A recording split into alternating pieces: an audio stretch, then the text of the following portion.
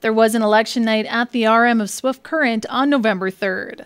There was a small group of residents who came out to vote for Division 5, but the overwhelming majority of those voters showed their support for new council member Chad Tate. With some fresh blood and new faces on council, Tate explains his intent for the RM during his 2-year term.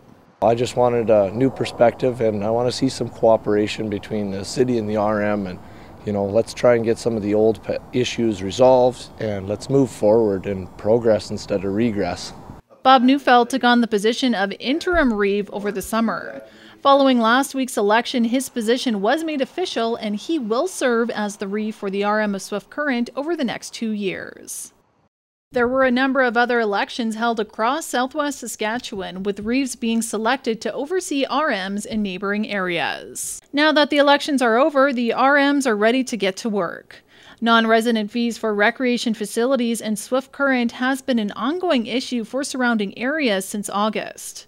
With new council selected, Administrator for the RM of Swift Current Lee Torrance says the plan is to communicate within the RMs to hopefully come up with an adequate solution. There's an interest from municipalities, RMs that is, in approaching it collectively and talking with the city as a group. There hasn't been anything firmed up from that end, but I think they're moving in that direction, and probably in the very near future there'll be some sort of collective and a steering committee that approaches the city to have a discussion about rec user fees. The RM of Swift Current also has one other very essential task to complete.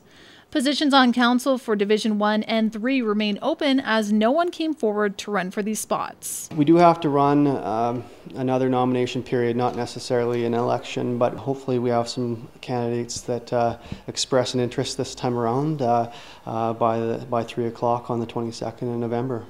Torrance goes on to add the basic criteria for a person to run would be anyone over the age of 18 within the RM.